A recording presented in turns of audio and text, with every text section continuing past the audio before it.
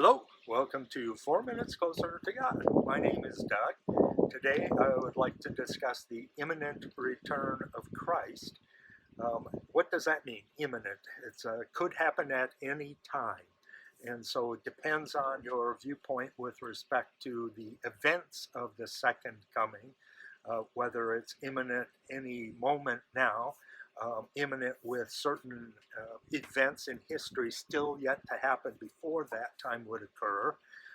And so how the timing goes once he does return, there are lots of uh, debates over what's going on. And so for me, I want to lay out a little bit of the land.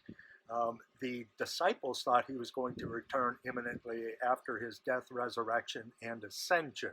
So he went up into the clouds and was going to return likewise at this future time. And so they were waiting for him to come back immediately. And then as time went on, it was almost any minute. And soon they started to realize that he wasn't coming back even possibly in their lifetime, even though the beloved John was going to see him in that state. And so what is it that John, should live until I return? And so he, being the oldest of the apostles to die, somewhere in the late 90s of the first century. And so Jesus gave hope to people that during John's lifetime, Jesus would return. And then the Apostle John died. And so where's the imminency? And we still have that going today as far as every generation's thinking that this is when Christ will return. The Romans had taken over Jerusalem, and so Christ will return. And then we get into the first, second, third centuries, and they're expecting Jesus to return.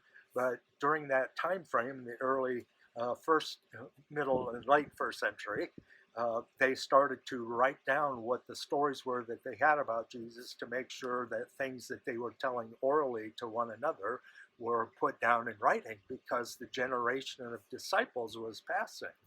And so they gave us our New Testament, and that was because the expectation of Jesus' immediate return had passed.